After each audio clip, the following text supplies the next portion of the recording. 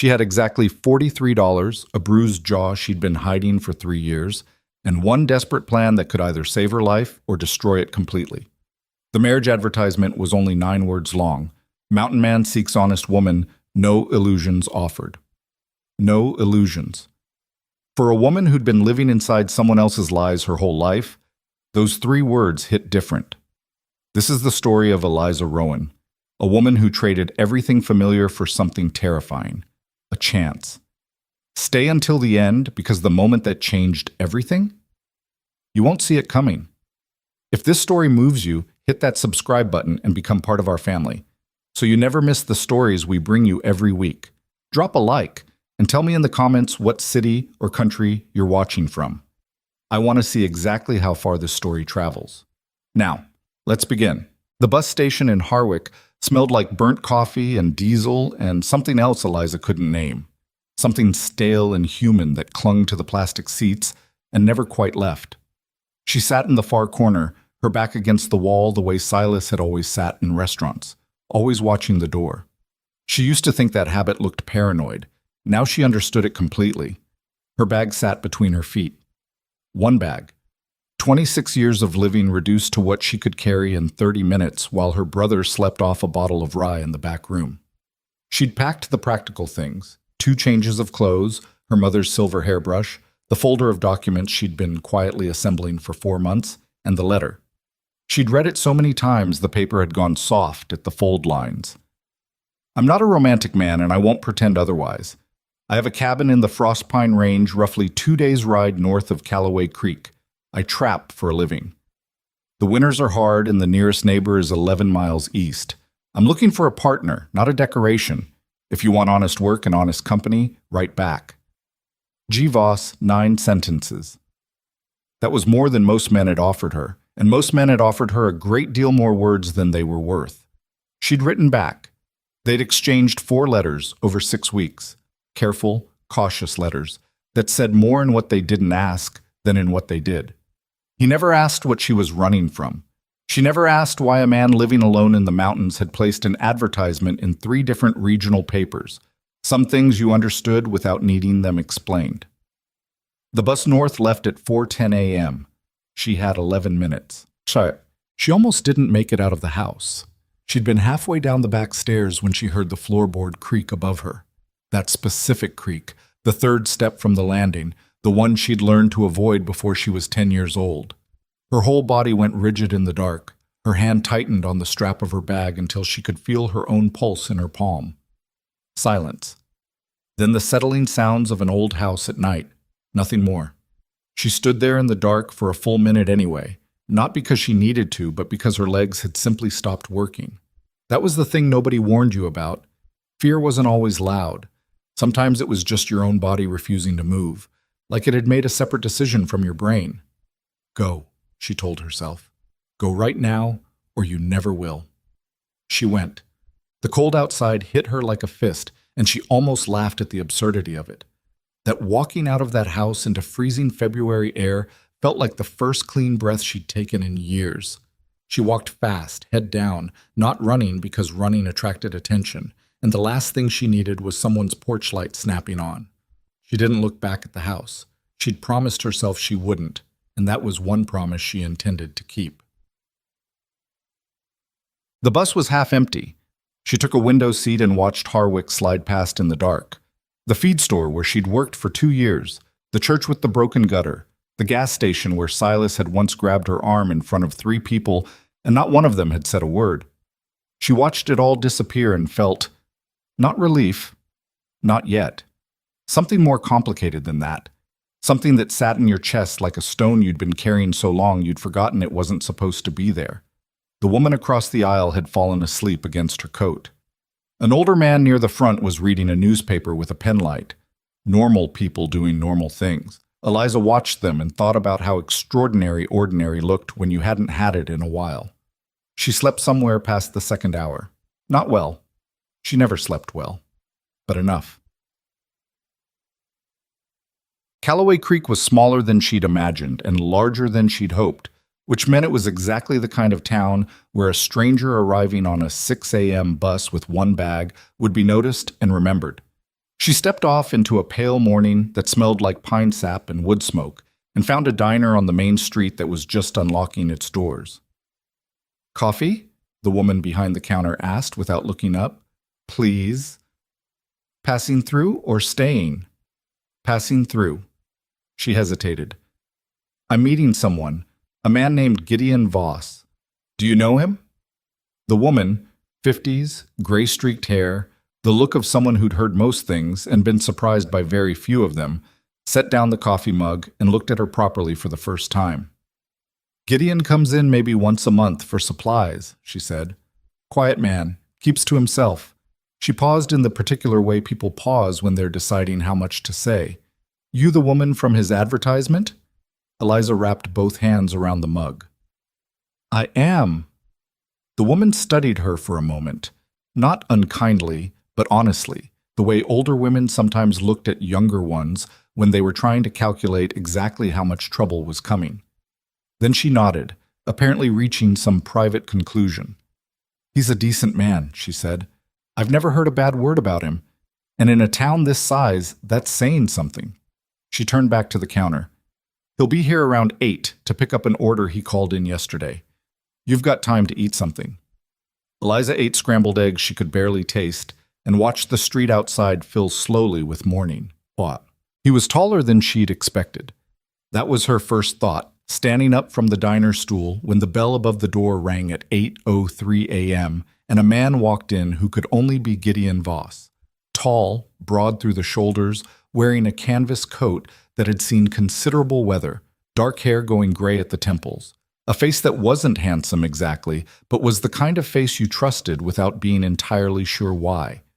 Something settled in it, unhurried, like a man who had learned not to waste energy on things he couldn't change. He saw her immediately. She saw him register the bag at her feet, the way she'd positioned herself with her back to the wall, and something shifted in his expression. Not pity, which she wouldn't have been able to stand, but a kind of recognition she hadn't expected. He crossed the diner and stopped a respectful distance away and extended his hand. "Miss Rowan." "Mr. Voss." She shook it. His hand was calloused and warm. "I wasn't sure you'd come." "I said I would." He said it simply, without embellishment, and she understood that this was simply how he talked. That with Gideon Voss, a thing said was a thing meant, and there wasn't much more to it than that. He pulled out the chair across from her. "May I?" "Of course." He sat. The diner woman appeared and refilled Eliza's coffee without being asked, and poured a second cup for Gideon without asking him either. Apparently this was an established ritual. "Thank you, Clara," he said. Clara disappeared back behind the counter with the tact of a woman who had seen plenty and knew when not to be present. They sat with their coffee for a moment. Outside, a truck rolled past on the main street. Somewhere in the kitchen, something sizzled on a griddle. "I want to be straightforward with you," Gideon said finally. "I put that advertisement in because I need a partner, and I'm not built for the kind of courtship where a man pretends to be something he isn't. I've tried that. It didn't serve either party well." He paused. "I can't promise you an easy life. The mountain is real, and it doesn't care about anybody's feelings. What I can promise is this: you'll be treated like an equal. Your word in my house counts the same as mine, and whatever you've come from—" He stopped, looked at her steadily. "I'm not asking about it. It's yours to carry or yours to put down, and that's your business." Eliza set her coffee mug down very carefully. She'd prepared for this meeting. She'd rehearsed answers to questions she'd expected him to ask. Where she'd grown up, whether she had family, what kind of work she'd done. She had not prepared for the possibility that he simply wouldn't ask any of it. "That's very—" She stopped, started again. "That's a generous thing to say." "It's not generosity," he said, with the faintest edge of something that might have been humor. "I'm a practical man. Your past doesn't affect whether you can keep a fire going in January." "I can," she said. "I've been keeping things going for a long time." He looked at her, and she had the uncomfortable feeling that he understood considerably more than she'd said. "I know," he said quietly. "I believe you." The justice of the peace in Callaway Creek was a small, dry-voiced man named Harold Fitch, who performed the ceremony in under 4 minutes in his back office, between a filing cabinet and a potted cactus that had seen better decades. There were no flowers. There was no music. Clara from the diner served as witness because Gideon had asked her, and she'd agreed with the particular resignation of a woman who knew she'd end up doing it anyway. "Do you, Gideon Marcus Voss, take this woman?" Eliza stood very straight and kept her hands still at her sides and stared at the cactus on the filing cabinet and thought about exactly nothing, because if she let herself think about anything, she would either cry or run, and she had no intention of doing either. "I do." His voice was level, not romantic, not performative, just true. "Do you, Eliza Ann Rowan, take this man?" She thought about $43. She thought about a bruised jaw and a back staircase in the dark and a bus station that smelled like diesel. She thought about 9 sentences on a piece of paper and the wild, desperate, slightly insane hope that sometimes the plainest offer was the most honest one. "I do," she said. Harold Fitch stamped a paper. Clara signed where indicated. Gideon shook Harold's hand, and that was that. Outside in the cold, Eliza stood on the steps of the Justice of the Peace's office with her one bag and her new name and her new husband, who was looking at the sky with the focused expression of a man reading the weather rather than contemplating his wedding day. "Storm moving in from the northwest," he said. "We should head up before it closes the high road." She looked at him, this tall, quiet, practical stranger she had legally married 37 minutes after meeting him, and felt something she didn't quite have a word for. Not love, not even warmth, not yet, but something solid, something that felt for the first time in a very long while like ground beneath her feet. "Let's go then," she said. The road into the Frostpine Mountains was not a road so much as a strong suggestion made by wagon wheels over many years. Gideon's truck, old, powerful, smelling of dog and pine resin, ground its way up switchbacks that made Eliza grip the door handle without quite meaning to. Through the windshield, the mountains rose ahead of them, enormous and gray and indifferent, their peaks already obscured by the leading edge of the approaching storm. She'd grown up in flatlands. She'd seen hills, but not like this. Not mountains that looked like they were actively hostile to human presence, that wore their ice and their altitude like armor against intrusion. "It's very—" She searched for a word. "Big," he offered. "I was going to say inhospitable." "That too." A pause. "You get used to it. Most things you get used to if you give them time."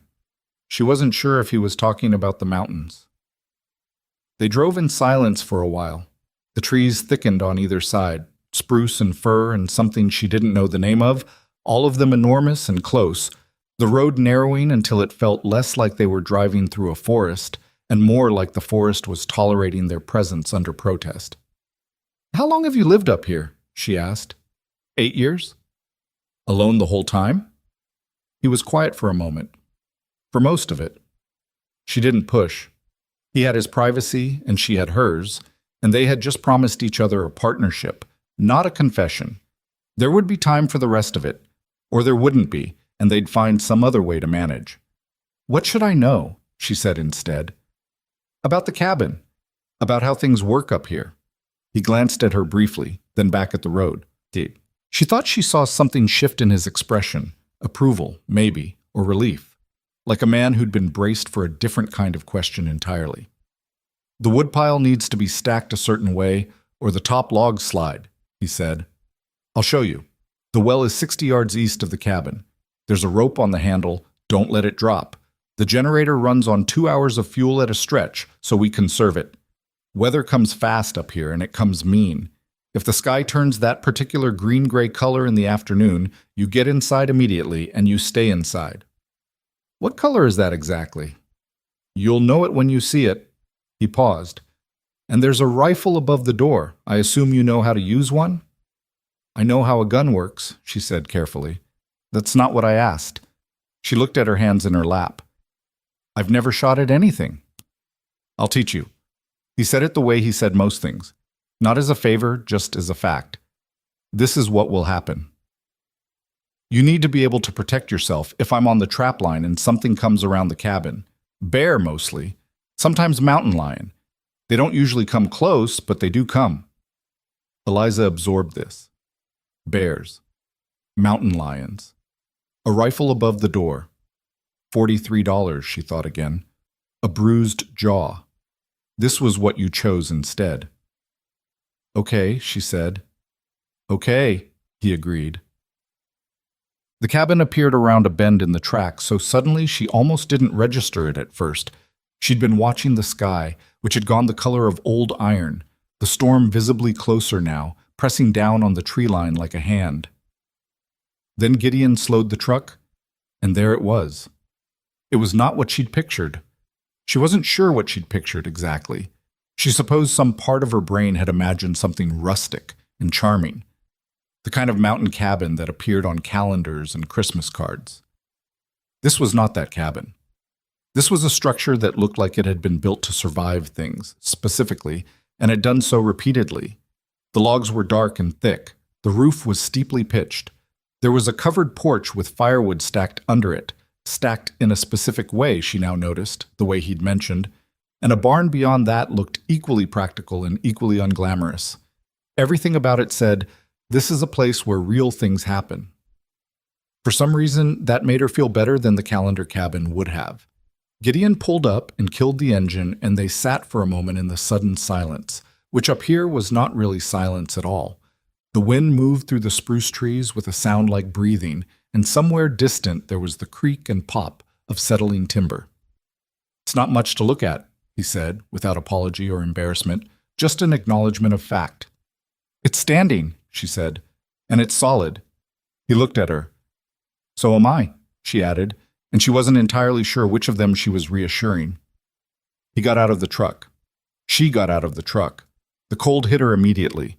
A different cold than Harwick's winter, deeper and drier, with teeth in it. She pulled her coat tighter and looked up at the cabin and the dark spruce forest pressing in on three sides and the storm boiling in overhead, and she held all of it in her mind at once, all of the terror and the uncertainty and the strange, trembling, barely there thing that might eventually become hope.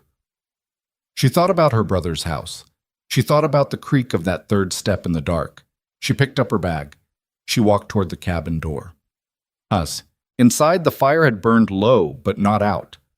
Gideon coaxed it back while she stood in the center of the main room and took inventory, not like someone seeing a new home, but like someone checking for exits. Old habit. She caught herself doing it and made herself stop. The room was spare and clean in the way that said a solitary person had lived here long enough to eliminate everything unnecessary. A table, 2 chairs, shelves of canned goods and equipment organized with military precision, the rifle above the door exactly where he'd said, and a second chair. She wasn't sure why that detail hit her the way it did. He'd been alone for 8 years, he'd said, but there were 2 chairs at that table, like some part of him had always been waiting. She set her bag down next to the one on the left. Outside, the storm broke over the mountain with a sound like the world clearing its throat. Eliza Voss stood in the firelight and breathed. The first morning she woke up in the cabin, Eliza didn't know where she was. That happened sometimes. Had been happening for years, actually. That moment between sleep and waking where your brain hadn't caught up to your body yet, and you were just a person in a dark room trying to remember if you were safe. She lay completely still the way she'd taught herself to do, listening before moving. Old reflex. The kind you develop when waking up wrong has consequences. What she heard was wind, deep, sustained, the kind that didn't gust so much as press. A constant weight against the cabin walls that made the timber creak in low, almost musical intervals. She heard the pop and settle of a fire that had been recently fed. She heard, from somewhere outside and muffled by distance and storm, the sound of an axe splitting wood in a steady, unhurried rhythm. She remembered where she was. She lay there another moment, staring at the low ceiling where the firelight moved in orange shapes, and conducted a quiet internal inventory. She was warm. She was alone in the room. The door was solid and the windows were small, and the rifle was above the front door exactly where he'd said it would be. These were the facts. She gathered them around herself like a coat and sat up. The storm from the night before had not passed. Through the window above the dry sink she could see nothing but white. Not a gentle snowfall, but the particular aggressive white of a mountain blizzard that had committed fully to its purpose.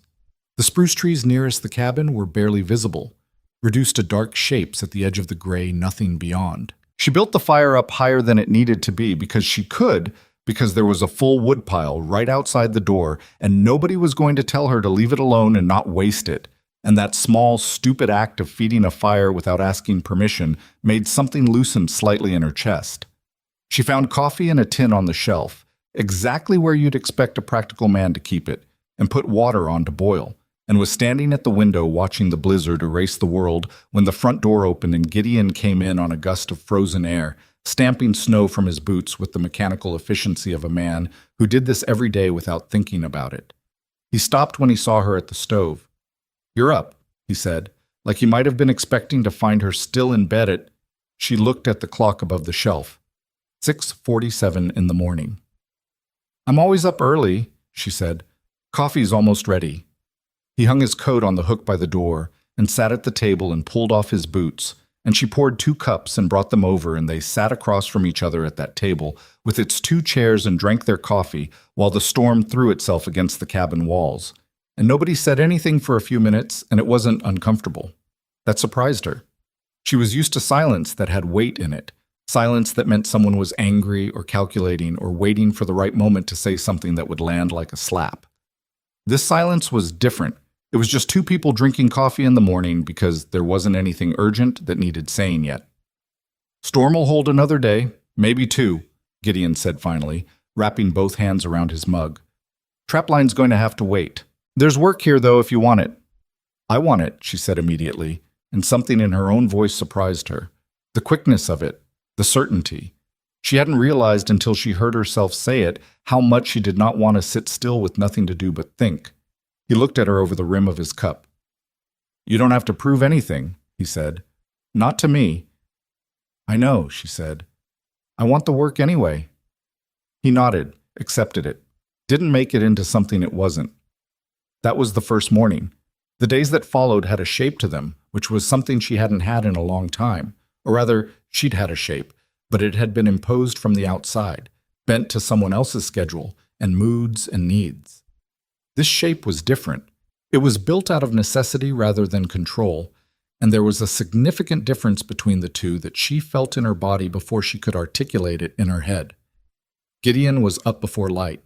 She started getting up with him, not because he asked her to, but because she found that the pre-dawn hours in the cabin, when the fire was fresh and the coffee was hot and the mountain outside was still dark and quiet, had a particular quality of peace that she wanted to be awake for.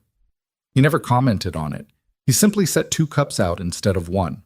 He showed her the woodpile first, specifically the way the top logs were stacked at an angle to shed meltwater, which she'd already figured out from looking at it, but she didn't say that and just let him show her. He showed her the well, the rope, the importance of never letting the handle drop because the bucket had gone down twice, and retrieving it was a half-day misery. He showed her the barn where he kept 2 horses, a sturdy gray mare named Pocket, for reasons he didn't explain and she didn't ask, and a younger bay gelding he called Nothing, apparently, or at least nothing he'd share. "Does the bay have a name?" she asked, offering her hand flat for the horse to sniff at. "He came with one I didn't like," Gideon said from behind her. "I've been meaning to give him another." "What was the one you didn't like?" A pause. "Prince?" She almost smiled. "I can see why that wouldn't suit." "He's not a prince of anything," Gideon said, with a tone that suggested this was a matter of some importance. "He's a working animal." It seemed dishonest. She did smile then, turned away so he wouldn't see it, ran her hand along the gelding's nose. "What about something plain then? Something honest?" "Like what?" She thought about it. "Steady," she said. "He stood still the whole time you were talking. Most horses don't." There was a silence behind her that went on long enough that she turned around, mildly worried she'd overstepped somehow. Gideon was looking at the bay horse with the expression of a man reconsidering something. "Steady," he repeated. "You don't have to—" "No," he said. "That's a good name." He reached past her and put his hand briefly on the horse's neck. "Steady it is." It was such a small thing, the naming of a horse, but Eliza held on to it as she went to sleep that night, held it carefully like something fragile she wasn't sure she trusted not to break. The storm broke on the third day and Gideon went out to run the trap line, which covered 15 miles of mountain terrain in a rough loop that took him the better part of 2 days. He left before dawn, told her he'd be back by nightfall the following day, and gave her a list of what needed doing around the cabin and barn in a tone that was informational rather than instructional. Here is what needs doing, not here is what you will do. She did all of it, and then some. She found a bag of rice in the back of the pantry shelf that had gone stale and threw it out. She organized the canned goods by type rather than by the apparently random system they'd been occupying before. She found a split in the porch step that she packed with wood filler she located in the barn, imperfectly, with the results looking exactly like what they were. A first attempt by someone who didn't entirely know what they were doing, but solid enough to hold. She fed Pocket and Steady and mucked out the barn and stacked the delivered firewood that had been sitting outside the barn door since before she arrived. She was doing this last task when she found the photograph.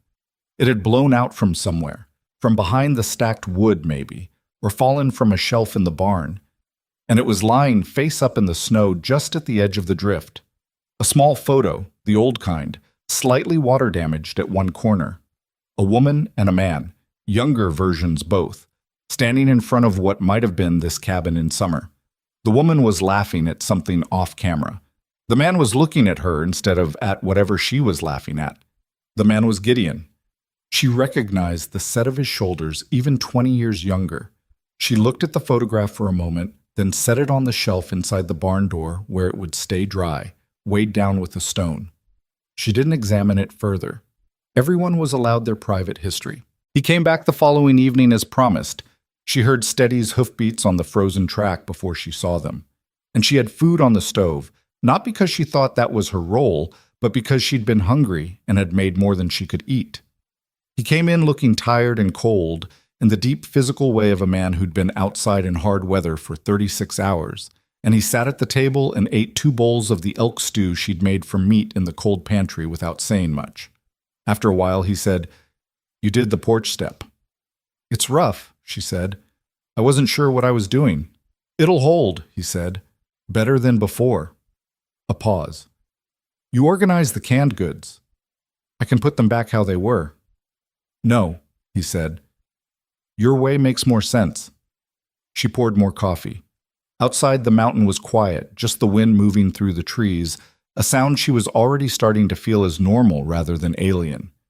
15 days in, and her nervous system was beginning, slowly and reluctantly, to stand down from its permanent state of alert.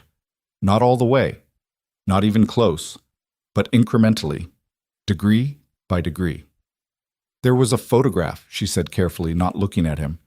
"In the barn. It blew out from somewhere. I put it on the shelf by the door." A silence. "I didn't look at it for long," she added. "I just moved it inside so it wouldn't get wet." "Thank you," he said quietly. She didn't ask. He didn't offer. The topic closed the way a door closes, not slammed, just shut, and the shape of what was behind it remained private. But later she thought about the way the man in that photograph had looked at the woman. Like she was the most interesting thing in the room. Like whatever she was laughing at was secondary to the fact of her laughing. She thought about what it meant that Gideon Voss had placed an advertisement in 3 different regional papers looking for a partner and a practical arrangement and an honest exchange of labor and company. She thought about whether a man who looked at a woman like that had been trying to replace something or trying to build something entirely different, and she decided, after a while, that it wasn't her business to figure out which. The rifle lesson happened on a clear day in the 3rd week when the temperature lifted enough to feel almost generous and the light on the snow was sharp and white. "We'll start with stance," Gideon said, handing her the rifle with the matter-of-fact air of a man handing over a tool, which was more or less what he believed it was. "Everything else is secondary. Your feet first." "Shoulder width apart," she said. He looked at her. "I've seen it done," she said. "I just haven't done it." "Knowing and doing are different things." "Yes," she said. "I'm aware of that." He positioned her, hands on her shoulders to adjust her angle, brief and impersonal, stepping away again immediately. And she noticed that he always moved like that around her, always with the particular care of a man who understood that proximity and contact were things you earned rather than assumed. She hadn't had to tell him that. He'd simply known it or had figured it out from the way she still sometimes flinched at movement she didn't see coming and had adjusted his own behavior accordingly without comment or ceremony. The first shot went wide by a significant margin, and she said a word she didn't usually say out loud. Again, Gideon said, without reaction. The second shot was better. Not good, but better. There was a difference. Don't pull the trigger, he said. Press it, like you're pushing a button slowly. You're not trying to make it fire, you're just removing the resistance. She tried it. The third shot hit the outer edge of the target, a piece of bark he'd propped against a spruce at 40 feet. There, he said. That barely counted. It counted, he said. You hit what you were aiming at. That's what counted means. She lowered the rifle and turned to look at him, squinting against the snow-bright light. You're patient, she said. You don't get frustrated. He seemed to consider this like it was a genuinely novel observation. Getting frustrated doesn't make you a better teacher, he said. It just makes you louder. She thought about every person who had ever tried to teach her anything, or claimed to. Every lesson that had come attached to impatience, to sighing, to the particular cruelty of someone demonstrating that your inability to learn fast enough was a personal failing, they were graciously enduring. No, she said. I suppose it doesn't. She shot until her shoulder ached. He didn't tell her to stop. She stopped when she was ready. The hard days were harder than she'd expected, and she'd expected them to be hard. There was a week in the 6th week. Deep in February, the cold settled into the mountain like it intended to stay permanently. When everything went wrong in the particular compounding way that reminded you, life was not interested in distributing its difficulties fairly. The generator failed. The oldest of the hens died for reasons neither of them could identify. There was a problem with the well rope that took Gideon most of a day to fix, while she maintained the fire and tried to keep the water from freezing in the pipes, stuffing insulating material into gaps with her bare hands because they'd run out of proper weather stripping and her gloves were wet. That evening she was tired in a way that went past her muscles and into something more fundamental. The kind of tired where you stop having the energy to manage what you're feeling and things leak through that you'd normally keep contained. She was sitting on the floor in front of the fire. The chair had seemed like too much effort, with her head back against the seat and her eyes closed, and she didn't hear Gideon come in, didn't hear him assess the room and the state of her.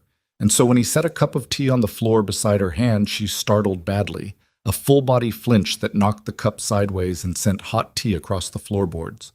She was on her feet before she'd finished waking up, hands up, already backing. It's me, Gideon said, immediately, quietly, not moving.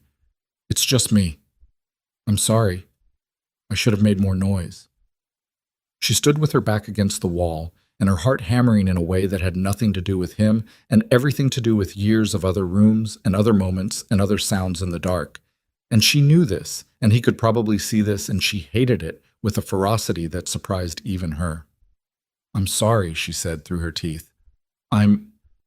Don't apologize, he said. You didn't do anything wrong. I spilled the tea. There's more tea, he said. Sit down. Please. She slid back down to the floor. He cleaned up the tea without being asked and made another cup and set it beside her more carefully this time, putting it down where she could see it first. And then he sat in the chair above her, and they were quiet for a while. I'm not going to ask, he said finally, because I said I wouldn't, and I meant it. But I want you to know. He stopped, started again like he was choosing the words from a limited supply and didn't want to waste them. Whatever happened to you, it wasn't your fault, and it's not going to happen here.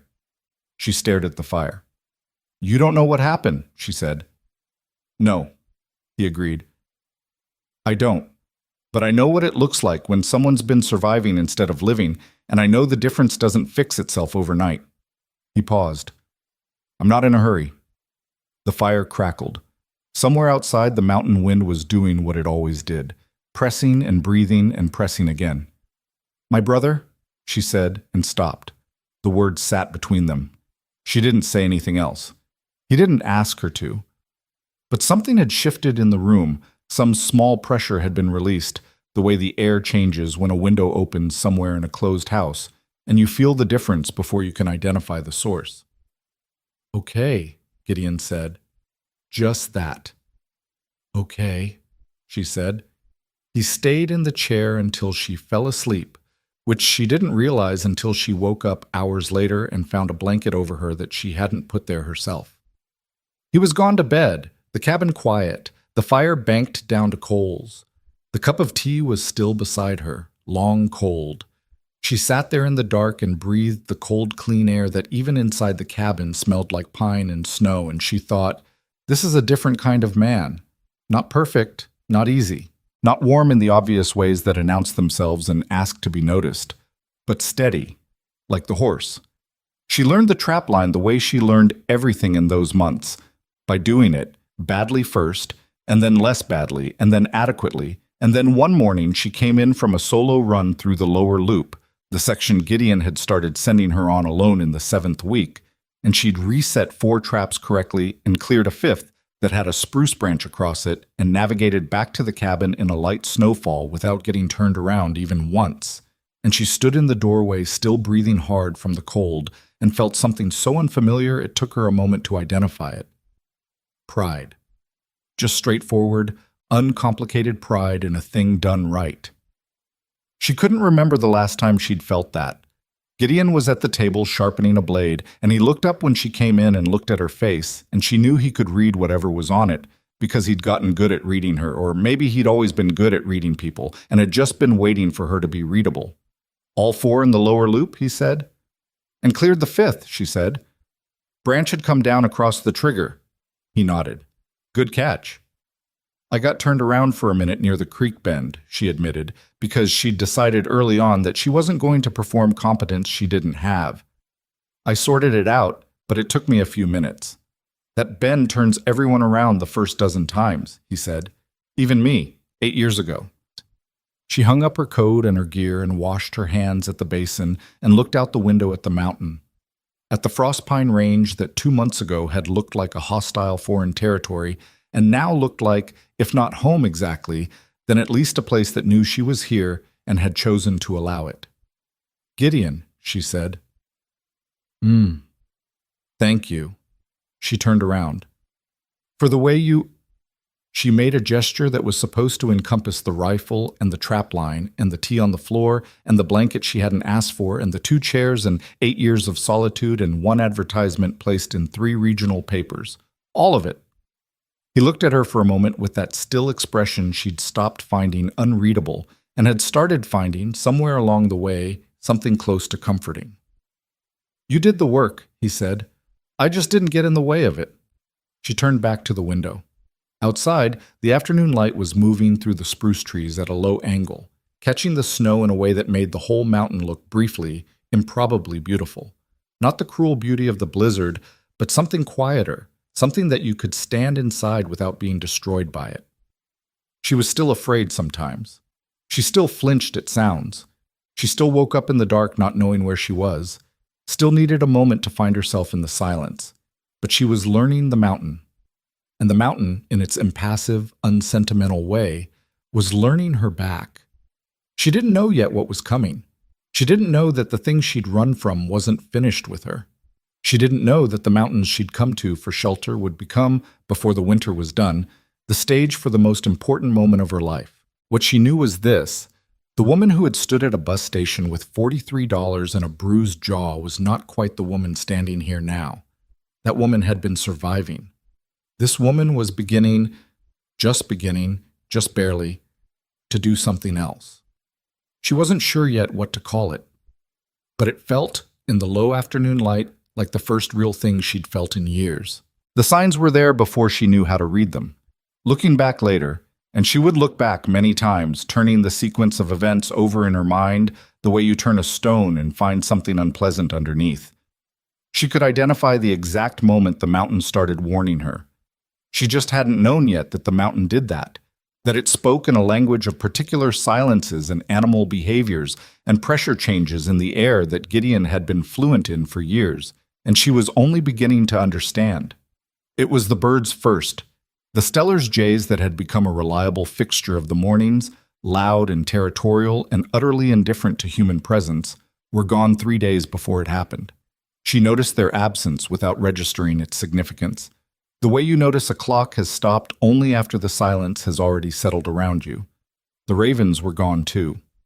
Even Pocket shifted in her stall at night with a restlessness that had nothing to do with feed or weather.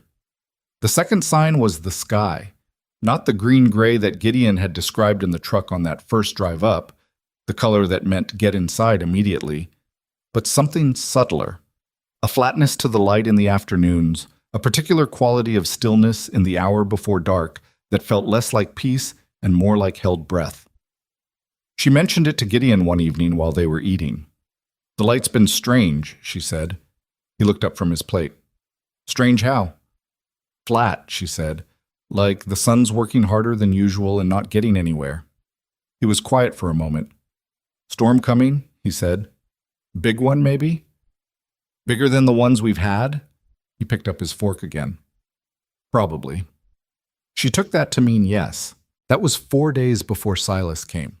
The things she'd allowed herself to believe, in those months on the mountain, the comfortable, necessary fiction she'd constructed to make it possible to sleep and work and begin the slow process of becoming something other than afraid, was that distance was the same as safety. That 11 miles of switchback road and 2 days of hard travel in a mountain range that ate people who underestimated it was the same as being truly beyond reach. She'd known, on some level she didn't examine, that it wasn't. But knowing something underneath the surface and letting it live on the surface where you have to look at it every day are different things, and she'd chosen, deliberately, not to examine it. You had to, sometimes. You had to choose which fears you were going to carry to bed with you and which ones you left outside the door, because if you carried all of them, you'd never sleep at all. So she hadn't thought about Silas, or rather, she'd thought about him the way you think about a tooth that might need a root canal. Briefly, with avoidance, and then firmly moved on. She was in the barn when it happened. The morning had been ordinary. Gideon had left before light to check the upper trap line. A long run, 12 miles, that would take him through the day and bring him back before dark if conditions held. She'd done the morning routine alone, which by now was simply routine, no longer unfamiliar. The fire, the coffee, the horses, the chickens, the morning survey of the woodpile and the well. She'd split a cord of wood that needed doing and stacked it under the porch roof, and her arms ached pleasantly the way they did now after real work. And she'd gone to the barn to check on Pocket because the mare had been off her feed for 2 days and she was monitoring it. She was standing in Pocket's stall, one hand on the horse's neck, not thinking about anything much, when she heard it. A vehicle on the track. She didn't move for a moment. Vehicles on the track were not common, but they weren't unheard of. There was a hunting party that came through twice a year, and the man 11 miles east occasionally drove up to trade or borrow equipment. She stood very still and listened to the engine sound, and something happened in her body that preceded any conscious thought. A coldness in her hands, a specific tightening across her shoulders that had a particular name she knew very well. The engine stopped. A door opened. Footsteps on the frozen ground. The particular heavy tread of a large man who wasn't concerned about being heard. Pocket shifted under her hand. "Eliza!" The voice came through the barn wall like it had no business being there, like it had traveled 200 miles and 11 switchbacks, just to find her here in a horse stall with sawdust on her boots, and her whole body went sideways in a way that had nothing to do with her feet because her feet had gone completely numb. Silas. She knew she should move. She understood cognitively that standing in a horse stall was not the best position from which to handle whatever was about to happen. But there was a specific quality to her brother's voice, a frequency she'd been hearing since childhood, one that had been associated for so long with the anticipation of something bad that her nervous system responded to it like a switch being thrown. And the switch that got thrown was the one that had kept her alive for years. The one that said, "Don't move, assess, wait." She breathed. Once. Twice. "I know you're in there," Silas said. "Your truck's here. Smoke's up. I've been watching the place for 10 minutes. She put her hand on the barn door and pushed it open and stepped out into the cold gray morning and looked at her brother for the first time in 4 months. He was bigger than she remembered, or maybe it was just that she'd stopped unconsciously adjusting for his size the way people do when they live with large, dangerous things for long enough that the size becomes background. He was standing 15 feet from the barn in a coat that wasn't suited for mountain cold.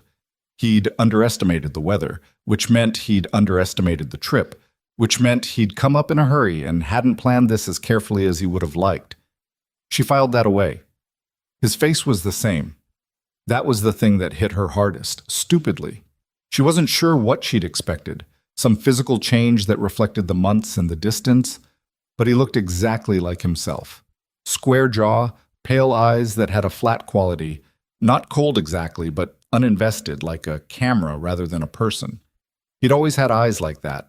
She used to wonder if he'd been born with them or had arrived at them through practice. "There you are," he said, and the tone was conversational, almost affectionate, the tone of a man who'd been looking for something he owned. Had to ask around Callaway Creek. Not hard. Everybody knows everybody up here, apparently. Helpful people. "Silas," she said. Her voice came out even. She was surprised by that. "You look different," he said, looking at her in that assessing way he had. Thinner, harder. He said it like these were criticisms. "This what you ran off for, playing mountain woman?" "I didn't run off," she said. "I left." Something moved behind his eyes. "Come on now, get your things and we'll go before that weather closes in. I drove 2 days to get here. I'm not in the mood for... I'm not going with you." The words landed in the cold air between them and stayed there. She watched his face do the thing it did when he was recalibrating. A slight tightening around the jaw, a flicker of something behind the flat eyes. She'd spent years watching for that flicker, reading it the way Gideon had taught her to read the sky. "You're married to some trapper," he said. "I heard. That's not a marriage, Eliza. That's a transaction. You don't even know this man." "I know him better than I ever knew you," she said. His jaw tightened further. "You're going to stand there and... Where is he?" The voice came from behind her and to the left. Silas's eyes moved past her shoulder and something happened to his posture, a very slight adjustment, the kind you make when the situation changes dimensions you hadn't accounted for. She turned. Gideon was at the corner of the cabin. He must have come down the back trail from the upper line, must have heard the engine or seen the strange truck from above and come down instead of continuing. He was still in his trail gear, rifle slung across his back, and he was not pointing it at anyone, not threatening anything, just standing there with his hands loose at his sides, looking at Silas Rowan with the particular quality of attention he gave to things that required assessment. "You're the trapper," Silas said. "I am," Gideon said. He looked at Eliza. "You all right?" "Yes," she said. He nodded once and walked to stand beside her, not in front of her, not positioning himself between her and her brother in the way that would have communicated that she needed protecting. Beside her, even with her. It was a specific choice, and she recognized it as one. Silas looked at both of them, his mouth pulled at one corner in a way she knew. "This is what it is, then. You think you can just... what, disappear into the mountains? Start over? Eliza, you have a life. You have family." "I have a husband," she said, "and a home. A cabin in the..." He stopped, started again, and when he started again, his voice had shifted into a register she knew even better, the lower one, the one that didn't need to raise itself because it had always found other ways to be loud.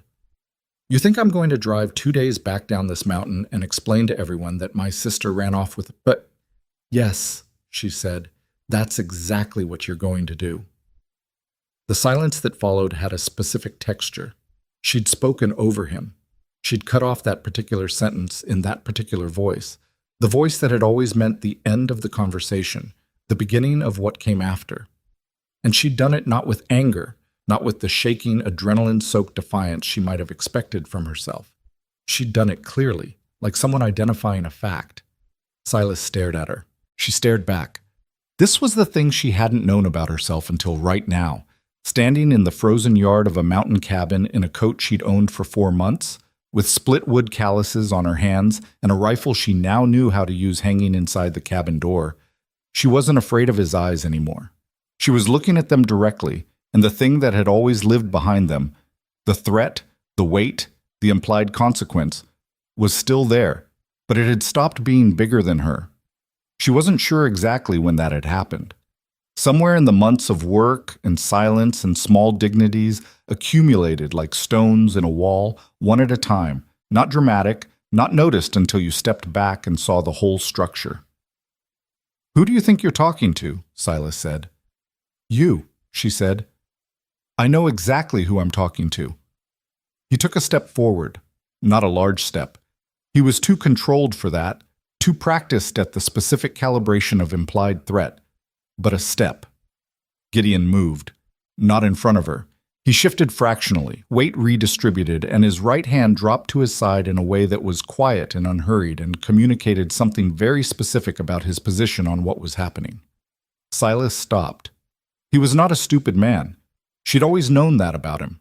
It was part of what made him effective, that he was intelligent enough to read rooms and people and situations, that the control he exercised had always been precise rather than blunt. He read the situation now. He read Gideon, standing there in the cold with the stillness of a man who had been alone in the mountains for 8 years and had genuinely stopped being worried about very many things. He read Eliza, who had stopped flinching. "This is embarrassing," Silas said. Not to her, to the air, to the mountain, to some audience he appeared to be performing for even when alone. "You've embarrassed yourself. You've embarrassed the family." "There isn't a family," she said. "There was you and there was me, and what that was, it wasn't family." His face went through something she hadn't seen before. A crack in the camera lens quality of those eyes, something moving underneath that she might, if she were generous, have read as hurt, but which she suspected was something closer to the specific wound of a man realizing the leverage he's carried for years has stopped working. "You really aren't coming," he said. "No," she said. "I'm really not." The wind moved through the spruce trees with its low, constant voice.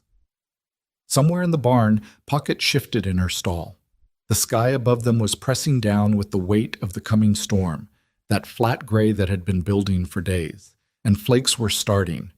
Not many yet, just the advanced scouts of what was coming. Silas stood in the middle of that yard and looked at her for a long moment, and she stood and let him look, because she had nothing left to hide from him, and that was the truth of the whole thing. You couldn't threaten someone who had already survived the thing you were threatening them with. She had lost everything she was supposed to be afraid of losing, had stood at a bus station with $43 and walked deliberately into the worst possible version of the fear, and what she'd found on the other side of it was not what she'd expected.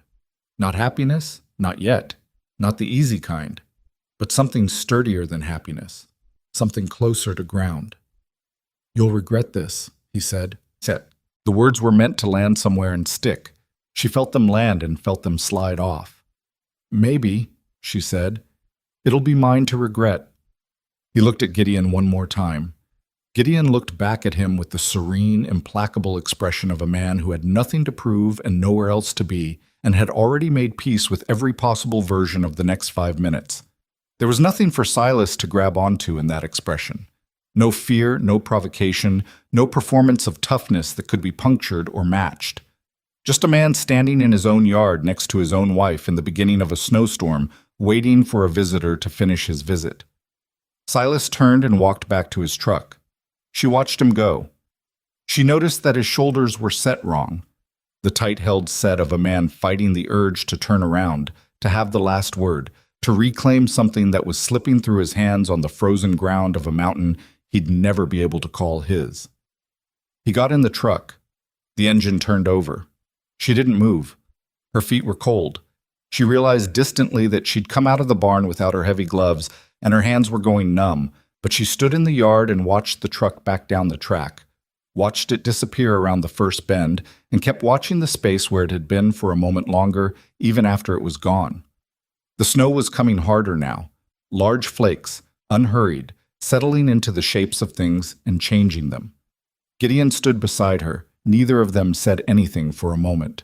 Then she let out a breath that had apparently been inside her for a very long time, because it went on longer than a single breath should go. And when it was done, her legs felt strange, not weak exactly, but emptied out, like a container that had been holding too much pressure and had finally been allowed to equalize. "He'll be off the high road before the storm closes it," Gideon said quietly. Practical. Information, not comfort, which was somehow better than comfort would have been. "I know," she said. She looked down at her hands. They were shaking. Not from cold, or not only from cold. That's normal, Gideon said, looking at them too. I know that too, she said. Doesn't make it easier to watch. No, he agreed. It doesn't. She curled her numb fingers and uncurled them. The snow was settling on her shoulders, on her hair, on the split wood stacked under the porch roof. The mountain was going white again, doing what it did, covering things and changing their shapes and making everything quiet. He looked smaller, she said. Then I remembered. Gideon was quiet for a moment. Fear makes things bigger, he said. That's its whole job. She thought about that. She thought about the 11 miles of switchback road and the flat-eyed man who had driven 2 days to find her, and the fact that she was still standing in this yard, feet on this ground, and he was the one who had turned around and left. She'd spent years thinking about the day she might face him again. In her worst moments, lying awake in the dark cabin while the wind pressed against the walls, she'd imagined a dozen versions of it, and most of them had ended the way everything had always ended with Silas, with her smaller and him larger and the space between them arranged to his advantage. Not one of the versions she'd imagined had looked like this. Her, standing, him, leaving. She'd imagined being rescued. She'd never thought to imagine simply not needing to be. Come inside, Gideon said. You're not wearing your gloves. I know, she said. I noticed. But she stayed one more moment in the yard, in the snow, looking at the place where her brother's truck had been. The mountain didn't care that any of this had happened. The snow was coming down the same way it would have come down regardless, covering the tire tracks in the lane, smoothing over the place where a man had stood and tried to take something that didn't belong to him anymore. In another hour, you wouldn't be able to see that anyone had been here at all. That felt right to her. That felt correct. She went inside. Gideon put water on while she stood at the fire and held her hands out to it, watching the feeling come back into her fingers with the particular unpleasant tingling of returning circulation. She was still shaking slightly, though it was already lessening, her body processing what her mind was still working through. He won't come back, she said. Not a question. No, Gideon said. He won't. How do you know? He set the kettle on the hook over the fire and looked at her. Because men like that, the kind that run on control, when the control stops working, they don't waste more effort. They find easier ground. He said it without particular emotion, just observation, like describing animal behavior in the wild, which she supposed it was in a way. You stopped being easier ground. She looked at her hands. The shaking had almost stopped. I was scared, she said. I want to be clear about that. I was terrified. I know, he said. I didn't feel it until now, she said. While it was happening, I didn't feel it. That's how it works sometimes, he said. The fear waits until you don't need it anymore, and then it comes in and presents the bill. She almost laughed. Not quite, but almost. That's a grim way to put it. It's accurate, he said, and there it was, the faintest edge of something in his voice, the almost humor she'd learned to hear under the flat practicality. She'd come to depend on it in a way she hadn't expected, the tiny signals that said there was more than function underneath the surface of this man, that the quiet was chosen rather than empty. The water heated. She drank tea and he drank coffee, and the storm settled in around the cabin with the serious, committed quality of a storm that had waited long enough and was now getting down to business. The wind picked up as the afternoon went gray, throwing snow against the windows in bursts, finding the gaps in the porch boards and whistling through them. Inside, the fire held. She sat at the table and thought about her brother driving back down the mountain in this weather. She checked herself for guilt and found something complicated that wasn't quite guilt and wasn't quite its absence. It was something more like an overdue accounting, a debt that had been structured wrong for a long time, in somebody else's favor, being corrected. She thought about what Gideon had said. Fear makes things bigger. 26 years it had made Silas enormous, had made the space around him collapse inward, had made every room he was in feel smaller and every exit seem further away. She had organized her entire interior life around the size of him and the direction of his attention, and standing in the yard today, she had discovered that he was just a man. Not small. She wouldn't overstate it. He would always be someone she needed to take seriously. But finite. measurable, not bigger than the ground she was standing on. "Gideon," she said. He looked up from the trap he was repairing at the other end of the table, the intricate, patient work he did in the evenings when the outdoor work was done. "I need you to know something," she said. He set the trap down and gave her the particular quality of attention he gave to things he considered worth attending to. "What you did today," she said. "Standing there like that. Not stepping in front of me." She paused, finding the words. "I need you to know that was the right thing, that it mattered. Not because it worked, but because you understood what I needed without me having to explain it." He looked at her for a moment. "I figured you'd let me know if you needed something different." "Most people don't do that," she said. "Most people step in front. Most people think they're helping," he said simply. He picked up the trap again. "You didn't need help. You needed somebody standing beside you." She looked at him, this quiet, difficult, decent man with his calloused hands and his 2 chairs and his horse with the honest name, and felt something she'd been feeling for weeks without letting herself name it, because naming things made them real and real things could be lost. She let herself name it. Outside, the storm had committed fully to its work. The world outside the cabin windows was white and invisible, and the temperature was dropping with the dedicated efficiency of a frostpine winter that had decided it wasn't finished yet. They were sealed in.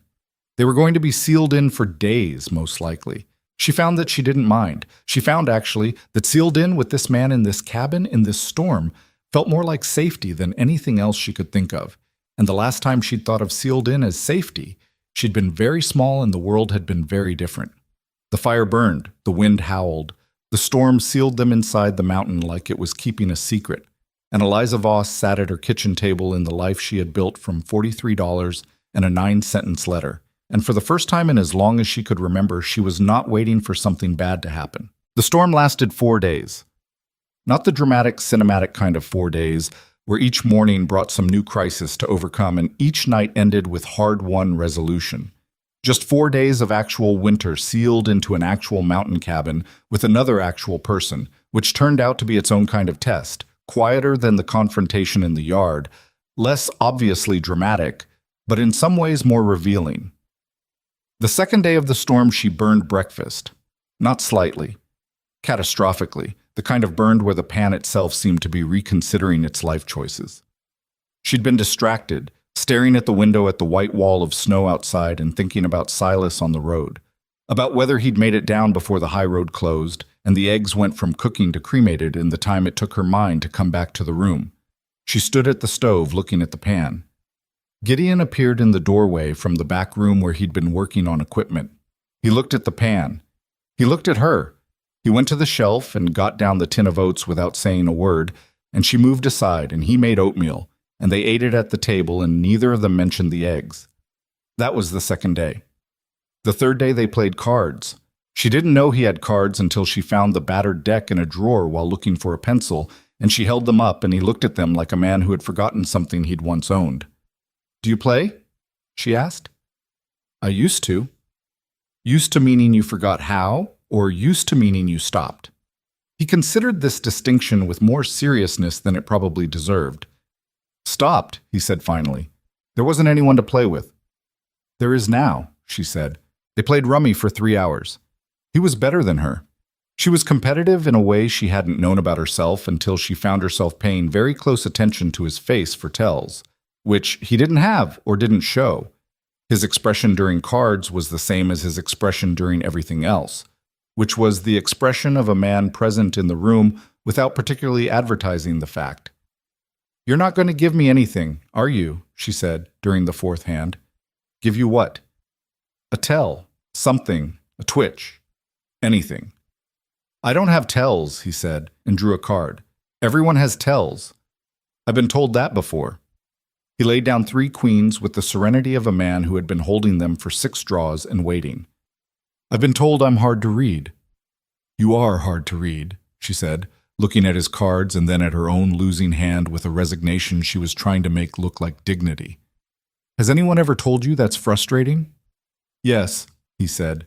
"Several people." "Did it bother you?" He thought about it. "Not particularly. I'd rather be hard to read than easy to predict." She put her cards down.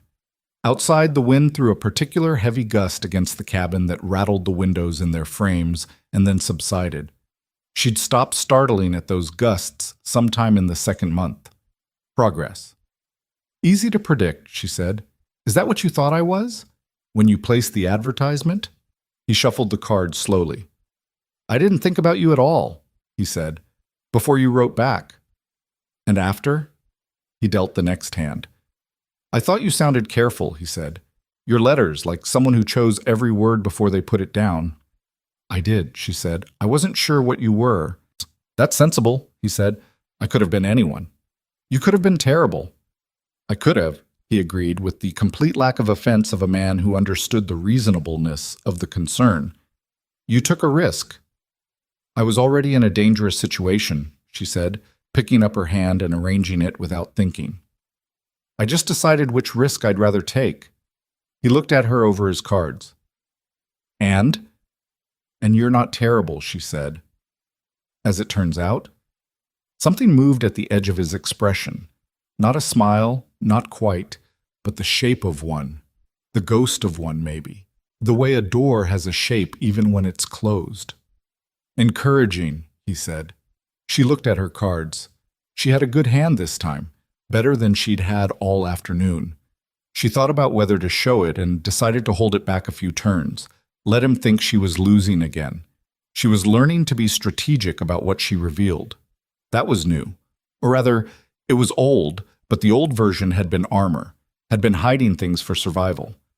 This was different. This was choosing what to keep and what to share, not out of fear, but out of something more like playfulness. And playfulness was a thing she hadn't known she had access to anymore. She won the hand. You were holding that, Gideon said, looking at her cards with the first expression she could identify as genuine surprise.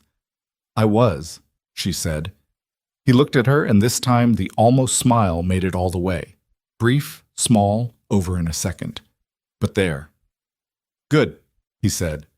She gathered the cards to deal the next hand and held that small moment carefully, the way she'd learned to hold the small moments, because she'd learned that they were what everything else was made of. The storm broke on the morning of the 5th day. She knew it before she looked outside. The quality of the silence changed, the particular absence of wind pressure against the walls, and she lay in bed for a moment identifying the difference before she got up. The sky outside the window was a color she'd learned to love in these months, the specific deep blue that followed frostpine storms, as though the mountain were compensating for what it had just put you through. The aftermath of a storm was its own kind of work. They spent 2 full days digging out, clearing the porch and the path to the barn and the track out to the main road, checking the roof for ice buildup, checking the animals, checking the fences and the equipment, and the 100 small things that a storm of that size put at risk. She did it alongside him without being assigned to it, which had become the natural order of things. She saw what needed doing, and she did it, and he did the same, and the work got done. On the second day of clearing, she found the hole in the barn roof. A split seam in the corner over Steady's stall, where the weight of the accumulated snow had found a weakness in the old boards, and opened it, not dramatically. No collapse, no catastrophe, but enough that there was a wet patch on the stall floor, and the gelding had been standing away from it, unimpressed. She stood on the ladder she'd dragged from the equipment shed and examined it with cold hands and thought about what she knew about roof repairs, which was not much, but was more than nothing, because she'd watched Gideon patch the smaller hole on the chicken coop in November and had paid attention. She was still on the ladder when he came around the corner of the barn. Come down from there, he said. I can see the whole seam from here, she said. It's not as bad as it looks. If we can get tar paper over this section before the next snowfall, we won't lose the board underneath. A pause from below. You're not wrong, he said. Come down anyway. The ladder's not set right. She looked down at the ladder. He was correct. The left foot was on uneven ground, and the whole thing had a slight list she'd been compensating for without thinking about it. She came down. He reset the ladder properly and went up himself, examined what she'd identified, came back down. Good catch, he said. We'll do it this afternoon if the temperature holds. I can do it, she said. If you need to check the upper line. He looked at her. You know how? I watched you do the coop, she said, and I've been thinking about how you'd approach the angle differently up here. I might do it wrong, but I'd rather try and have you fix what I did wrong than not try." He was quiet for a moment. "All right," he said. "Supplies are in the left cabinet in the equipment shed. The tar paper roll is behind the door. Take the good hammer, not the one with the loose head." "Which one's got the loose head?" "The one with the crack in the handle," he said. "I keep meaning to replace it." "I can fix the handle too if you have a spare grip." He looked at her for a moment with an expression she'd only started being able to read in the last few weeks. Something between assessment and something warmer that he kept at a careful distance from the surface. Then he turned toward the trail. "Bottom shelf in the equipment shed," he said, already walking. "Brown paper bag." She fixed the roof seam. It was not beautiful work. The tar paper overlapped unevenly on the left side, and she had to come down twice to adjust the ladder when her angle on the lower screws wasn't working, but it was solid. She pressed the seam with her thumb along the full length of it, and there was no give. When the next storm came, this corner would hold. She fixed the hammer too while she was at it, because the spare grip was right there and the process was straightforward, and she'd always found it easier to do a thing while she was thinking about it than to put it down and remember to come back. Gideon came back from the upper line in the last of the afternoon light and went to check Steady's stall and stood for a moment looking at the repaired seam. She was at the workbench cleaning the tools she'd used, and she didn't watch him, just listened. "Left side's off," he said. "I know," she said. "It'll hold, though." "It'll hold," he agreed. He came out of the stall. He saw the hammer on the bench, the new grip fitted clean on the handle. He picked it up, tested the weight of it, set it down. He didn't say anything, but she noticed that he put the hammer in the prime position on the tool rack rather than back in the catch-all where the broken things lived, and she considered that sufficient commentary. The days that followed the storm had a different quality than the days before it. Not dramatically different, not the kind of change you could point to and name, but a shift she felt in the texture of ordinary things. She slept differently. Not well, not yet, not in the uncomplicated way she'd once taken for granted before sleep became a thing you approached with strategy, but longer, and with fewer of the jarring returns to wakefulness in the small hours. She ate more. She noticed she'd stopped automatically calculating where the exits were every time she entered a room. She noticed it on a Tuesday, specifically, because it was laundry day. She'd started calling it laundry day, had started structuring the week that way, Monday wood, Tuesday laundry, and so on, the kind of rhythm that builds a life. And she was at the basin working through a pile of Gideon's work shirts when she realized she'd been standing there for 20 minutes without once thinking about Silas. 20 minutes where her head had been occupied entirely with the temperature of the water and the particular stubbornness of pine pitch, and the question of whether the torn collar on the oldest shirt was worth mending or past it. 20 minutes of nothing but the present. She stood still for a moment when she realized it, the way you stop when you notice something delicate, not wanting to disturb it. Then she went back to the laundry, and it stayed. The conversation happened on a Thursday evening in the third week after the storm, and like most of the significant things between them, it arrived without announcement, sideways, in the middle of something mundane.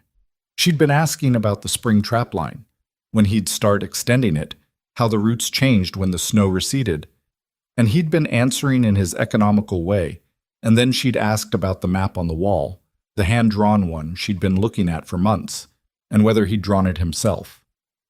"Mostly," he said. "First 3 years up here, I was still learning the terrain. Drew it wrong in places, and corrected as I went." "I can see the corrections," she said, leaning over the table to look at it.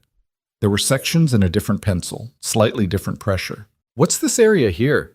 She pointed to a section north of the upper line, beyond the range she'd been on. "High Basin," he said. "About 4 miles above the upper line. It's rough going, shale and ice most of the year. Not worth trapping. But you go up there." A pause. "Sometimes." "Why?"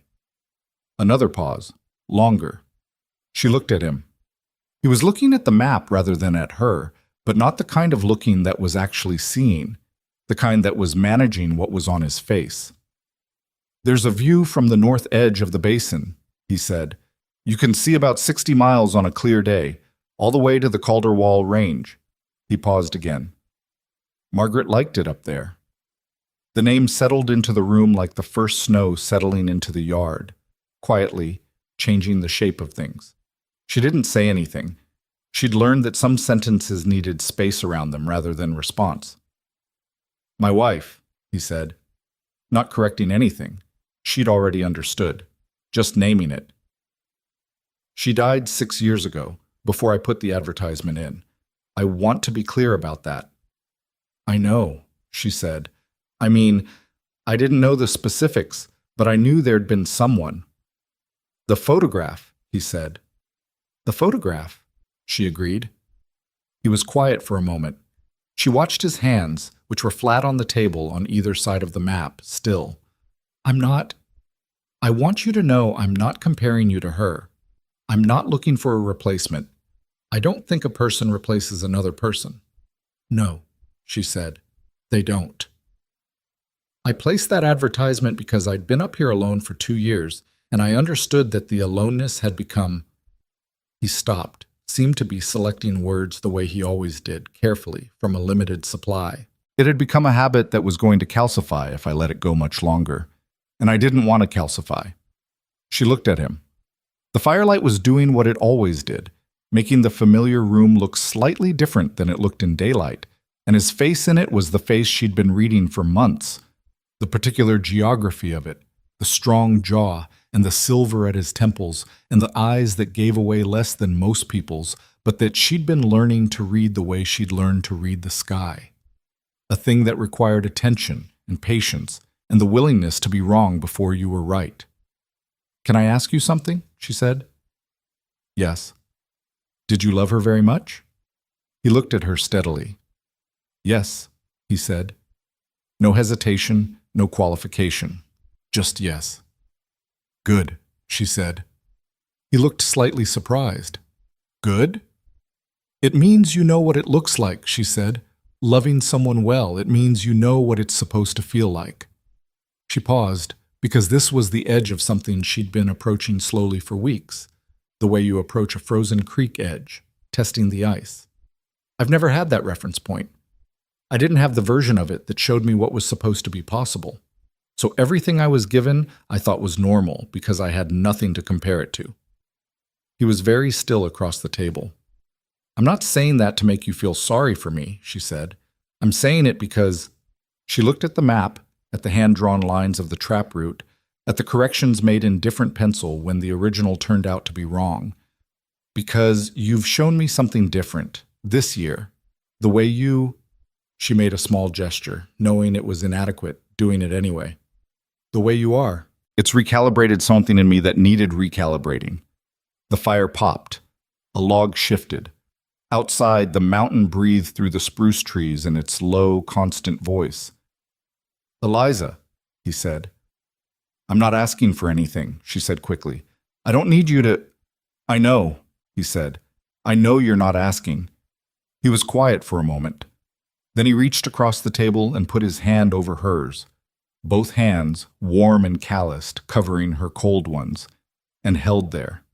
Not a declaration, not a performance, just a man putting his hands over a woman's because the moment required it, and he was present enough to know that. She didn't pull away. She looked at their hands on the map, on top of the hand-drawn lines of the life he'd built up here in the mountains, and she felt something she had been feeling for a long time finally arrive at the surface where she could see it. "I'm glad you came," he said. "I'm glad I came too," she said. They sat there for a while. The fire burned down and he got up to feed it, and she moved her hands back to her lap, and they were quiet for a long time. Not the silence of avoidance or tension, but the silence of two people who had said what needed saying and were resting in the space after it. Later, before she went to bed, she stood at the window for a few minutes, looking out at the dark mountain. The sky was clear, the deep clear that came after storms, the clarity that felt almost aggressive after days of white nothing. And the stars over the Frostpine Range were impossible, the kind of stars you forgot existed until you were far enough from everything else to see them again. She thought about the woman she'd been at the bus station, the $43, the bruised jaw, the way she'd held herself during those hours of waiting, compact and careful and constantly braced. She thought about the porch steps she'd repaired badly, and the barn roof she'd repaired well enough, and the rifle above the door that she could now handle with a steadiness that would have been unrecognizable to the woman who'd flinched and apologized and learned to make herself small. She thought about standing in the yard with the snow coming down and watching Silas's truck turn around and drive away down the mountain, and the feeling aftersick, not triumph, something quieter and more permanent than triumph.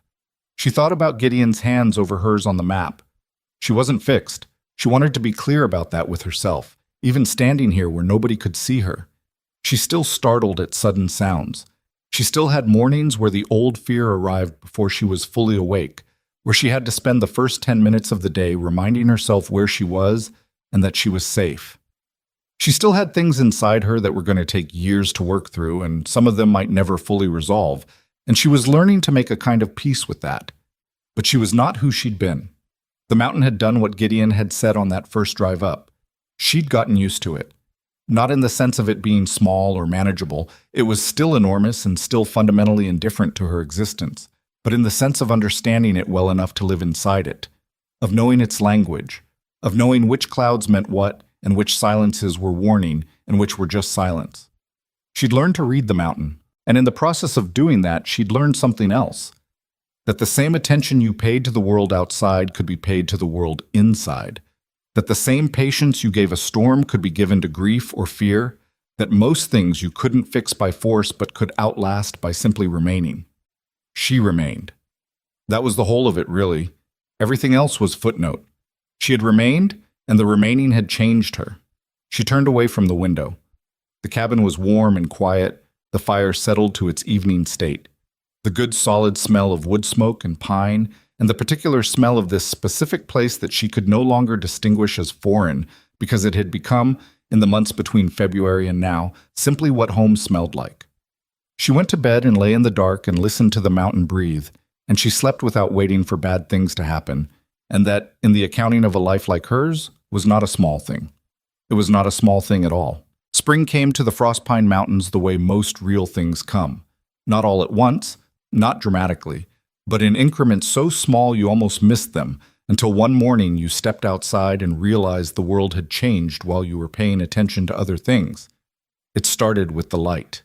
The angle of it shifted sometime in late February, subtle enough that she didn't register it consciously at first, just noticed that the afternoons lasted a few minutes longer than they had the week before. Then the sound of the snow changed, the quality of it underfoot, a slight shift from the dry creak of deep winter to something with more give, more water content. Then one morning she went out to feed the horses and heard, from somewhere in the spruce trees to the east, a bird she hadn't heard since before Christmas.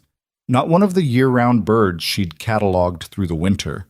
Not a jay or a raven, or the small brown things whose names she'd been slowly learning from Gideon's battered field guide, but something else. Something that didn't live here in the cold months and had come back. She stood in the barn doorway and listened to it for a full minute before she went back inside. "The thrushes are back," she told Gideon. He was at the stove.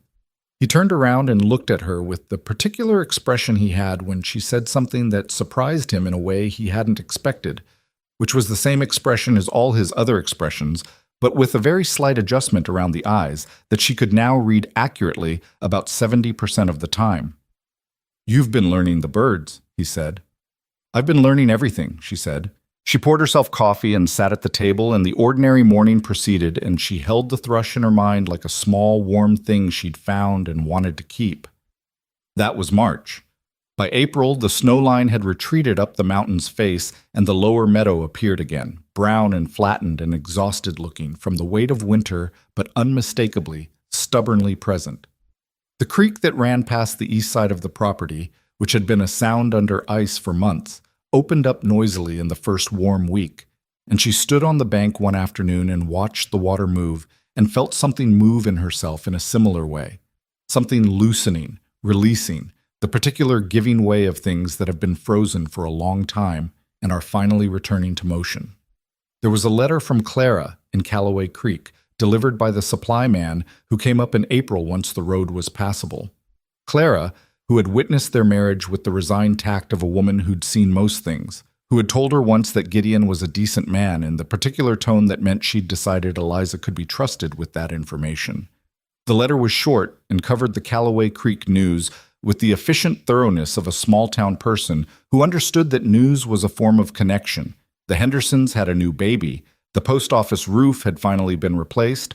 Old Morris Cale had sold his property east of town to a young couple from the valley who were going to try beef cattle and probably find out why Morris had stopped trying beef cattle 15 years ago.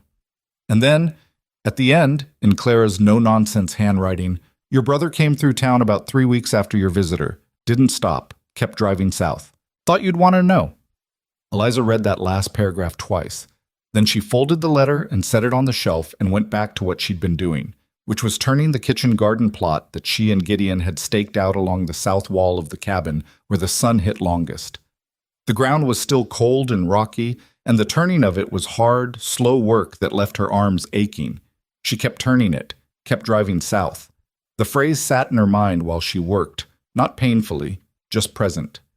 Her brother had come back to Callaway Creek and then kept going, and she thought about what that meant and decided it meant exactly what it looked like. A man recalculating, redirecting his investment of attention towards something that would yield better returns. Silas was not a man who wasted effort. Once a thing stopped being worth the effort, he moved on. She had stopped being worth the effort. She pressed her boot onto the shovel and drove it into the cold mountain earth and thought, good, that's good. Let that be the end of it. It wasn't without grief, exactly. She wouldn't be honest if she called it clean. He was her brother. Whatever he'd done and been, he was the only blood she had left. And somewhere in the complicated layering of a person's interior, there was a place where that meant something regardless of what he'd taken from her.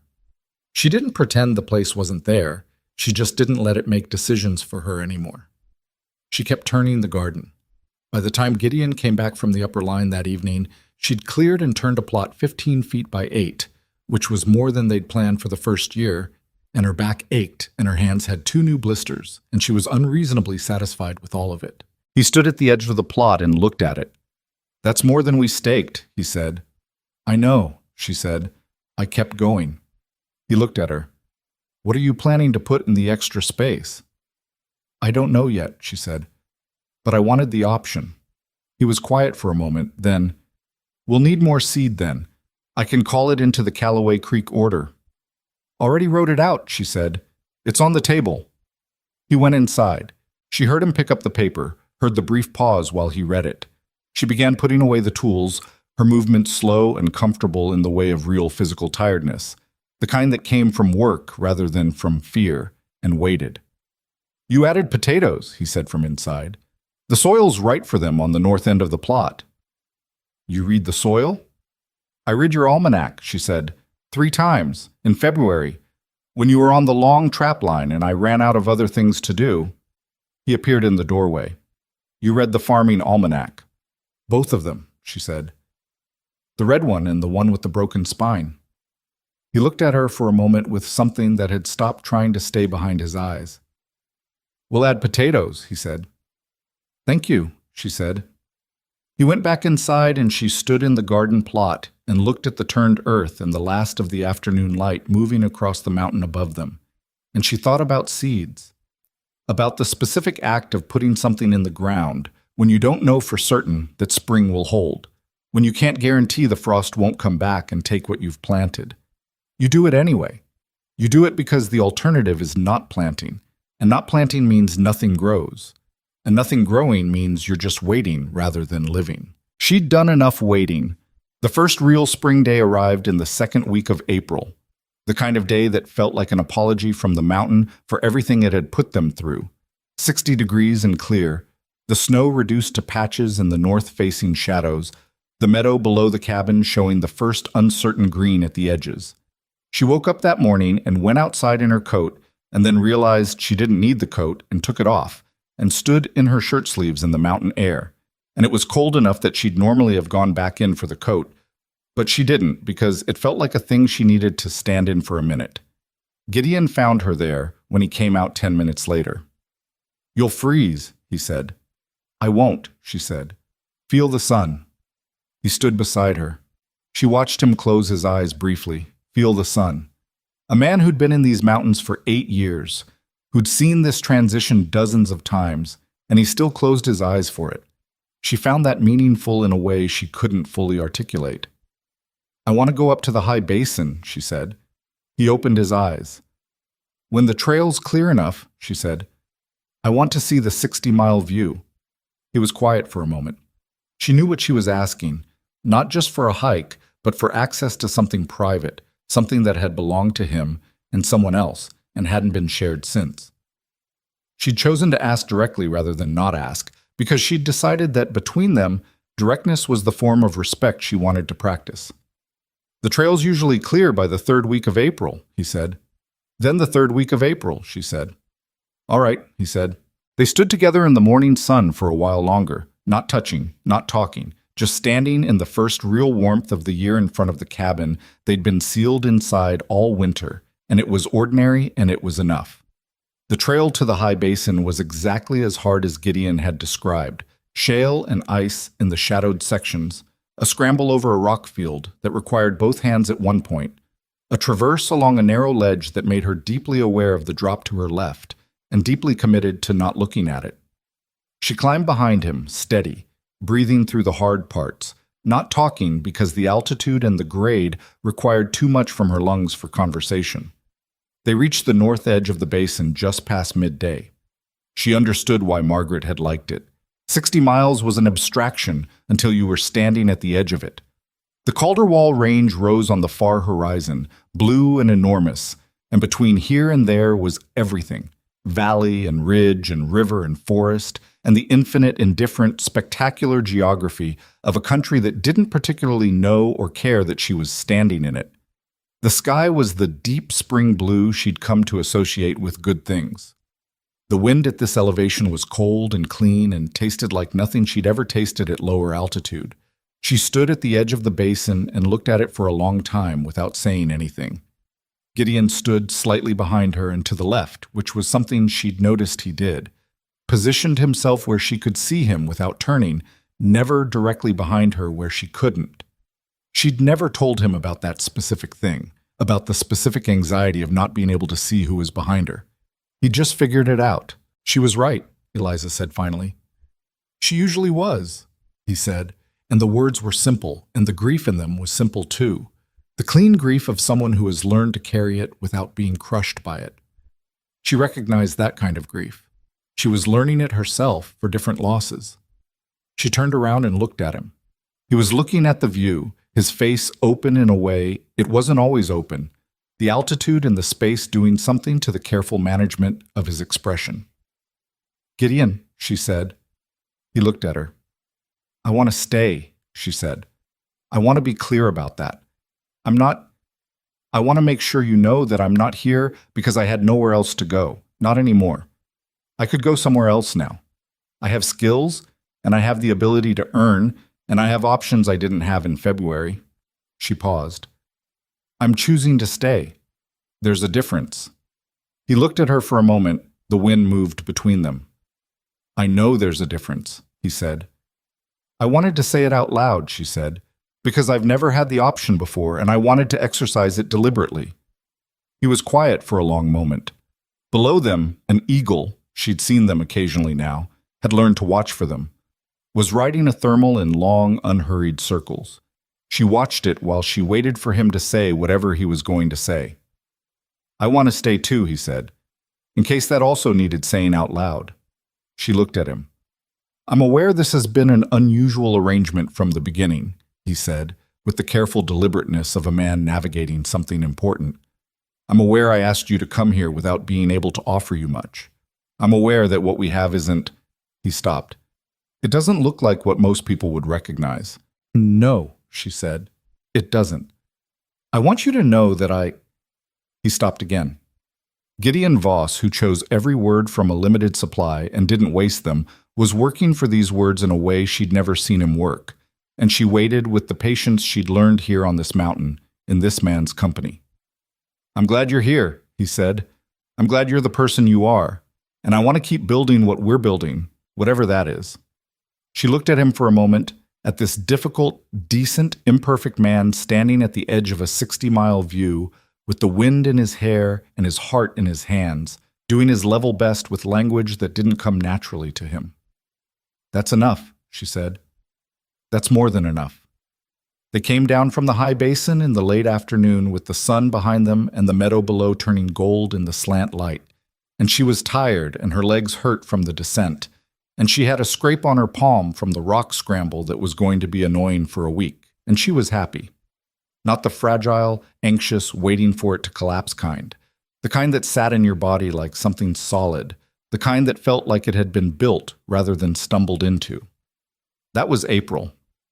May brought the garden in earnest.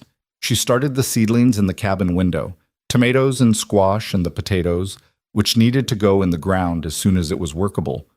And she checked them every morning with the particular attention of someone responsible for something that depended on them, which was a feeling she'd only ever had for herself before, and which felt different directed outward. The seedlings grew, not evenly, not perfectly. The tomatoes were leggy from not quite enough light, and something got to two of the squash before they were established, but they grew. Gideon built an extension on the south wall of the cabin through May. Not for any urgent reason, just because the storage space had always been insufficient, and spring was the time for construction, and he worked at it in the methodical way he worked at everything, a few hours each day, measuring twice and cutting once, and not complaining about any of it. She helped when he needed a second set of hands and stayed out of the way when he didn't. And they negotiated the project the way they negotiated most things. Not with formal discussion, but with the particular attentiveness of two people who had learned to read each other and adjust accordingly. One evening in the second week of May, he asked her something he'd never asked before. "What did you want?" he said. "When you were young, before." She was at the table mending a jacket, and she looked up. He was across from her, not looking at her, apparently focused on the knife he was sharpening, but she'd learned that when Gideon seemed to be looking at something else, he was often doing his most careful listening. "I wanted to be a teacher," she said. He looked up at that. "Primary school," she said. "Small children. I was good with them. I used to think—" She paused, because this was a memory she'd had for a long time and hadn't looked at directly in years. "I used to think if I could just get my certification, I could get a position somewhere far enough away that I'd have a real reason to leave. That was my plan when I was 19. She was quiet. "Silas took the money I'd been saving. I never made it back to even." Gideon was still. "I'm not saying that so you feel sorry for me," she said, the same thing she'd said to him once before, months ago, which he'd responded to the right way then, and which she trusted him to respond to the right way now. "I know," he said. "I asked because I wanted to know." She looked at the jacket in her hands. "Why?" "Because the people we were going to be matter," he said. "Even if they didn't happen." She sat with that for a moment. "You wanted to be something else too?" "I wanted to build things," he said. "Structures, buildings." He nodded toward the half-finished extension on the south wall. "I do build things. Just not—" A pause. "Not on the scale I'd imagined." "Is that a regret?" He considered it honestly, the way he considered everything. "Some days," he said, "less than it used to be." She looked at him across the table. "Could I write to the county education office? I'm not talking about leaving. Callaway Creek has a school. It's only 11 miles. He looked at her steadily. "You could go to school in Callaway Creek and live here?" "I could go 3 days a week in the late spring and early fall," she said, "when the road's good and the trap line doesn't need full attention. You'd have to manage the lower loop alone on those days." She paused. "But you did it alone for years." "I did," he said. "I'm not asking permission," she said carefully. "I'm working through it out loud because it affects both of us, and I think that means we should think about it together." He was quiet for long enough that she prepared herself for some version of no, or not now, or the practical objections that were certainly there. The distance, the road in bad weather, the work. She prepared herself and found, in the preparing, that she was ready to hear it and negotiate it and not collapse under the weight of it, which was itself a kind of answer to a question she'd been carrying since February. "Write to them," he said. "See what they say." She looked at him. "You'd be a good teacher," he said. "That seemed clear to me about halfway through your first month here." Because I organized the canned goods? Because you pay attention, he said. And you're patient when something isn't working. Those are the things that matter. She turned back to the jacket in her hands and took 3 careful stitches while she held herself together, because she was not going to cry over canned goods and someone noticing that she was patient. She was not. And she managed it, barely. Thank you, she said. Write the letter tonight, he said, before you think of reasons not to. She wrote it that night. Gideon sharpened 2 knives and the axe and didn't comment on the fact that she rewrote the opening paragraph 4 times, which he must have heard her doing, and she sealed the envelope and put it with the outgoing mail for the next supply run and then sat back and breathed. The letter went out. Spring deepened. The garden came up. Not all of it. She lost the squash to a late frost in the 3rd week of May that she should have seen coming and didn't. And she stood at the garden plot the morning after and looked at the blackened leaves and felt the particular deflation of something preventable, something she could have protected if she'd read the signs right. She stood there for a while. Then she pulled the dead plants, turned the soil over the spaces they'd occupied, and replanted with seed she had left over, because the season wasn't finished and a failed first planting wasn't the end. That was something she understood now at a cellular level. A failed first attempt wasn't the end. You assessed, you adjusted, you replanted if you had seed left, and if you didn't have seed left, you figured out what else could go in the ground. The county education office wrote back in June. Yes, they had a position at Callaway Creek Primary School. It was part-time, 3 days a week, beginning in September. The salary was modest. Would she like to come down for an interview? She read the letter 3 times, standing at the kitchen window. Gideon was on the porch when she came out. He looked at her face. September, she said. He nodded once. The trap line runs different in September anyway, he said. I'll adjust the lower loop schedule. Just like that? She said. Just like that, he said. She looked at him. This man who had placed an honest advertisement and meant it, who had handed her a rifle and taught her to press instead of pull, who had stood beside her in the yard in the snow and let her fight her own fight, who had put his hands over hers on a map and said, I'm glad you came. This imperfect, private, difficult, decent man who had become, somewhere in the months between one winter and the next, the clearest evidence she had that people could be other than what she'd learned they were. She crossed the porch and sat beside him, and he moved over without being asked, the way he always moved over, making room.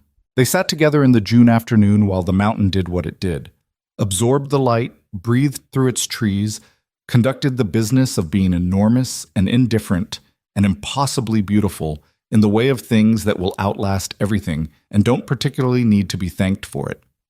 She thought about what she'd carry from this year if she were asked to name it. Not the confrontation in the yard, though that mattered, not the card games or the rifle lessons or the barn roof or the climb to the high basin, though those mattered too. What she would carry was smaller than all of that and larger at the same time. She would carry the 2 chairs at the table in a cabin where one person had lived for 8 years. She would carry the horse with the honest name. She would carry the knowledge that strength could be quiet, that the most reliable people were often the least dramatic, that the measure of a man was not what he said when things were easy, but what he did when they weren't, and that a woman could rebuild herself from $43 and a 9-sentence letter if the conditions were right and she was willing to do the work. She would carry the understanding that freedom wasn't the absence of difficulty. It was the ability to choose which difficulty was yours. It was standing in a yard in the snow and saying no to the thing that had always said no to you. It was waking up in the dark and knowing where you were. It was planting things in cold ground because you intended to be there when they came up. The summer moved through the frost pine range in its brief, abundant way, the kind of summer that reminded you why people stayed in hard places. Because the hard places, in the good months, were astonishing. The meadow filled up. The creek ran full and cold. The garden produced more than she'd realistically planned for, and she found herself learning to preserve and store and manage surplus, which led to 3 different conversations with Clara over 3 different supply trips, and which led Clara to suggest, matter-of-factly, that she knew 3 other families in the valley who'd pay well for mountain-grown produce. And so, without quite deciding to, Eliza Voss became a woman who grew things and sold them and taught children and lived in the mountains with a man who was steady. None of it was easy. The road in early fall was unreliable, and she missed 2 planned trips down to Callaway Creek. One of the students in her class had a home situation that reminded her too much of her own and cost her several nights of sleep. The garden produced more squash than they could use or sell, and they ate squash in more configurations than she had previously believed possible. Gideon pulled a muscle in his back in October doing something he'd been doing for years, which meant 2 weeks of him refusing to accept as much help as he needed, and her working around his refusal with the patience she'd been told she had, and was only now actually practicing. They disagreed sometimes. Not often, and not with cruelty, but with the genuine friction of 2 people who had formed their habits alone and were still in the slow process of making room for each other's different ways of doing things. She wanted the firewood stacked by type. He had always stacked it by size. They had that conversation twice before arriving at a system that was neither of their original preferences, but that worked better than both. That felt important to her too. That the answer to 2 different methods wasn't one person conceding to the other, but the 2 of them working out a third thing. Something that hadn't existed before, that belonged to both of them because they'd made it together. That, she thought, was what they were. Not her old life, not Gideon's old life, not a compromise between them. Something third. Something they were building one ordinary day at a time out of patience and friction and mutual respect and the slow, stubborn work of choosing each other again each morning, not because it was easy, but because it was true. Autumn came, and the mountain put on the brief, extravagant show it made each year before the cold returned. The aspens on the south slope going gold, the sky deepening to the blue she associated now with good things, the air carrying the smell of pine and turning leaves, and the first distant cold edge that meant winter was thinking about coming back. She stood in the garden on the last harvest day of the year, pulling the remaining plants, her hands dirty and cold, the light going golden red over the tree line, and she thought about the woman who had arrived here in February with nothing. She turned it over, tried to find the point where nothing had become something, and couldn't find it, because it hadn't been a point, hadn't been a moment, had been instead this long accumulation of ordinary days and small decisions and the consistent refusal to give up on a life she was still in the process of figuring out how to live. She heard the cabin door open behind her. She heard Gideon's footsteps on the frozen ground. "It's getting dark," he said. "I know," she said. "I'm almost done." He came and crouched beside her and started pulling the last of the root vegetables from the far end of the plot. Not because she couldn't do it herself, but because the work was there and he was there, and that was simply how they did things now. They worked until the light was almost gone, side by side in the mountain air, and then they gathered what they'd pulled and carried it to the cold storage, and went inside where the fire was burning and the cabin was warm, and the 2 chairs sat at the table the way they always had, waiting. She washed her hands. He put water on. She sat. Outside, the frost pine mountains held the dark the way they held everything. Completely, without apology, indifferent to the smallness of the human lives conducted in their shadow, and yet, somehow, because of that very indifference, making those lives feel more rather than less significant. More deliberate, more chosen. She had chosen this. Every day she chose it again. That was the whole answer, as far as she could tell. Not a dramatic revelation, not a single moment of transformation, just the daily, imperfect, entirely human act of choosing the life you want to be living and then getting up the next morning and choosing it again. She picked up her cup. Across the table, Gideon picked up his. The fire burned, the mountain breathed, and Eliza Voss, who had once stood at a bus station in the dark with $43 and a bruised jaw and one desperate plan, sat in her own home in the life she had built from nothing but nerve and work and the stubborn refusal to believe that this was all there was, and found that it was, against all reasonable expectation, enough. More than enough. It was everything.